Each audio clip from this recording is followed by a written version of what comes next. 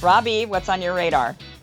Well, Elon Musk has a plan to improve Twitter, and details of it were obtained by the media over the weekend. So according to the Daily Mail, Musk told investors that he intends to fire as many as 1,000 Twitter employees, presumably employees who hold progressive woke views on speech that clash with his vision for the platform. Then he would actually hire 3,600 new employees to help build out the site in a way that aligns with his vision. Musk also plans to quadruple the company's revenue from $5 billion to $26 billion by 2028. He wants to move away from Twitter's reliance on advertising to make money and instead adopt a subscription-based model in which some users are paying a few bucks a month more for features or experiences that better serve the kinds of engagement they are trying to build. So Musk is also toying with eliminating the company's San Francisco headquarters and not paying any salaries to board members, which would be a great idea.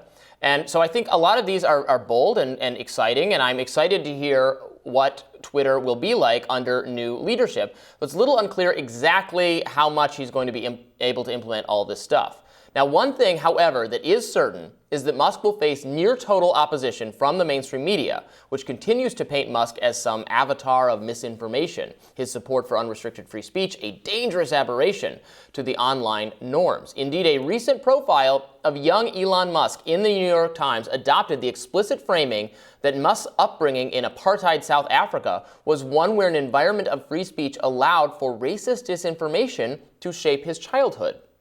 On Twitter, the author of that article summarized it as saying that Elon Musk, quote, grew up in a South Africa that saw the dangers of unchecked speech. Apartheid government propaganda fueled violence against black people. But wait a minute. Government propaganda isn't unrestricted free speech. Government propaganda is the very definition of restricted speech. In fact, in the article, the reporter explains that under apartheid, the government would heavily censor the newspapers that arrived at people's doorsteps. That's not free speech at all. That is censorship. The misinformation that existed in South Africa about black people was not the result of some climate of unfettered First Amendment-style free speech. The vicious lies were forced on the people by their government, and the truth was made illegal. Now, the New York Times has the framing entirely backwards. The oppressive racism of apartheid South Africa isn't a cautionary tale about the dangers of Elon Musk-style free speech. Rather, it's an explanation of why Musk's first-hand experience with how aggressive censorship was used to prop up racism might lead him to prefer the kinds of policies he's now wanting Twitter to adopt. So the Times article also went looking for examples to demonstrate that Musk was himself a racist or a supporter of apartheid or problematic in some way. They came up completely empty-handed. So they spoke to his classmates at his high school in South Africa, a clear attempt to discover evidence he had said or done problematic things as a kid. You know, we know this. We've seen major newspapers do this to all sorts of people, even people who are far more insignificant than Elon Musk, far less significant. And, trying to find out, well, what did he say? Did he make a cruel remark as a kid? Well, they found nothing. They found nothing. Actually, quote, classmates at 2 high schools he attended described him as a loner with no close friends. None offered recollections of things he said or did that revealed his views on the politics of the time. But black schoolmates recall that he spent time with black friends. The Times interviewed Elon's father, Elon Musk, from whom he's actually estranged, but Elon Musk said that his son objected to the apartheid regime from a very early age. Quote, as far as being sheltered from it, that's nonsense. They were confronted by it every day. Errol recalled talking about his kids, adding, they didn't like it. Now, the Times did find evidence that Musk once chided a classmate for uttering a racial slur in reference to a black student, and Elon was bullied for doing so, according to the Times. Now, that classmate was later killed in a car accident, and Musk was, quote, one of only a handful of white people who attended the funeral in the family's rural village. It was unheard of during that time, said a source for the Times. So, this article, the whole framing of it is, look at this very problematic upbringing Elon Musk had, and isn't this evidence of why the kinds of free speech environment he wants to bring to Twitter is dangerous on racist grounds. And that's what the article wants you to come away with. But then the actual article itself establishes completely the opposite point, that Elon Musk was largely raised in an environment with censorship, that censorship fueled racism, that he was keenly aware that it was racist from a very early age and was himself practicing non-racism and was close with black people and attended a black funeral when that was an unheard of thing for a white family to do. So, like it's an amazing, and they dressed it up as a hit piece, but it's the opposite of a hit piece. It made me like him more. So I don't know if you saw it, Kim, but this is just incredible stuff. Because when the New York Times wants to find something bad about you, something you said when you were 7 that you now regret, they find it. The fact that they didn't find it is a pretty big win for Elon here. They found the exact opposite, right? Yeah. Elon actually had black friends, and he actually attended a black funeral, and his dad was a part of the Progressive Party that was against apartheid. So they're blaming Elon Musk for the sins of the entire government, right? They're saying, well, because you are from South Africa, because you're a white person from South Africa, you therefore bear the sins of everybody who made these decisions on your behalf as a South African. But that's actually kind of the attitude of the left, unfortunately, these days, of Democrats. We see this even in our own country right now, where it's, you are a white American. And so what does that mean? That means that you benefited from the ancestral slavery and racism in America, and you are responsible for it. So they go a step further. They say not only is the country flawed because the country was built and bred on racism and slavery and segregation, but you are responsible for it because you were born somehow into this system. And so what the New York Times showcased was just that thinking, just being applied onto Elon Musk directly. I mean, I haven't seen it as much directed at an individual. I've seen it as a whole. They'll say all people that benefited from this system of racism in the United States are privileged and now have to answer for it. But this was like a prime example of them putting it on a person and saying, well, because you're South African and you're a white person from South Africa, you are now obviously, clearly must be a racist because your country was racist. So it's ridiculous thinking. It doesn't make sense. Obviously, it's not accurate. It's wrong, actually. It is actually racist in and of itself often. And this hit piece against Elon Musk, I didn't actually read the whole thing. You've just explained it and pointed out some of the excerpts from it. And it makes me like him even more. Clearly, the guy is absolutely not racist, and neither was his dad.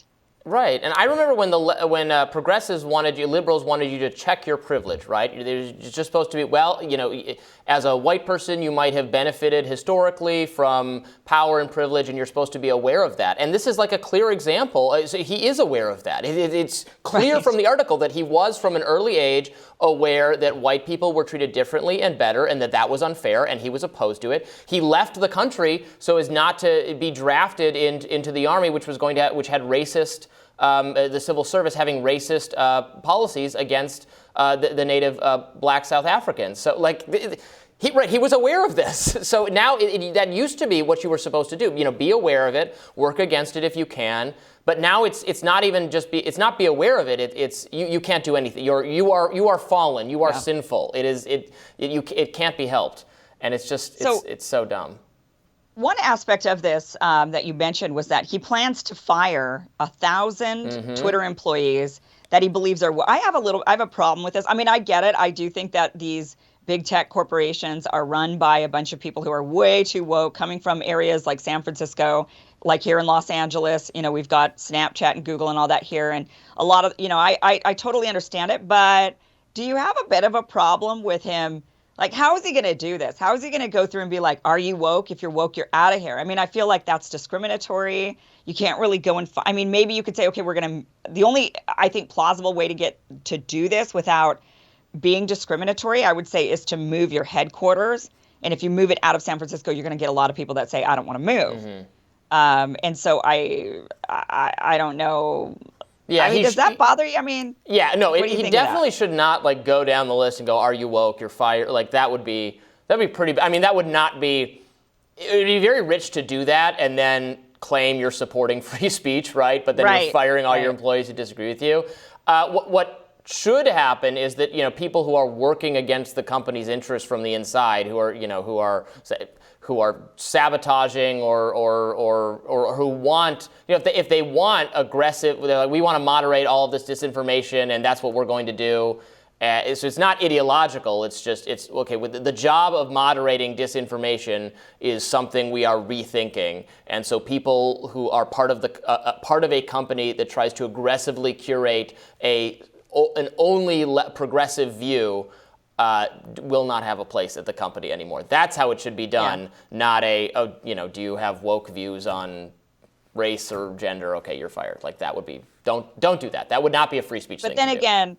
That was the New York Times framing of what he plans to do, or was that coming? Where was that coming from? That was their framing that was of the it? Times. Yeah. Okay. Yeah. All right. So they're making it like, well, he's going to go and fire a bunch of people that he doesn't ideologically agree with. Well, I am interested to see how a subscription model would work, to learn more about that, because I think most people would not pay for tweets, but if the idea is that like super users like me and you, would we have to pay, and then maybe our content gets some kind of priority or is viewed more often or something? That sounds interesting to me, but obviously we have to learn more about it. I think people would pay for certain features. They would pay to edit, to be able to have a certain time frame to edit their tweet. They would maybe pay, maybe to boost or something, certain extra feature. I mean, I pay for Twitter Blue right now. I was trying it out. It sucks. I don't know the purpose of it at all. It's horrible.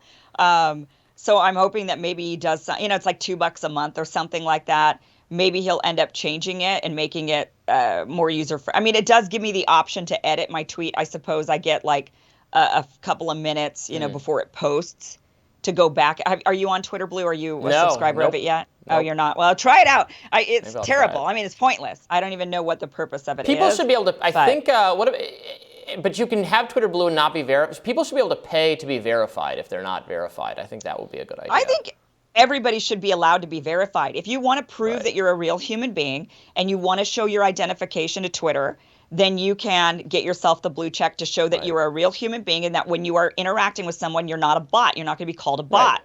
But you also have the option to remain anonymous and and be called a bot by people. And that would, I think that would help, having a larger proportion of the user base be verified. I mean, maybe there would probably be downsides, but one of the upsides is that I think those kinds of people who are verified, and it's clear who they are probably less likely to engage in the very kind of nastiest sort of social behavior.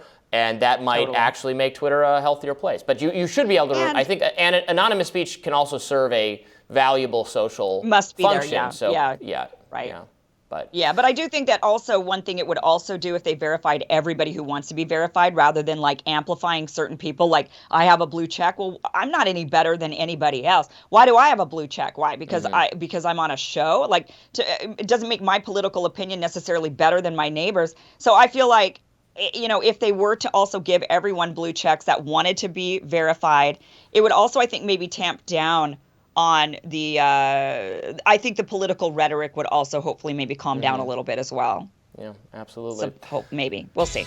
All right, well, coming up, Emily Jashinsky will join us to discuss the growing pro-abortion rights protests mounting across the nation, even outside the justices' homes. Stay tuned for that.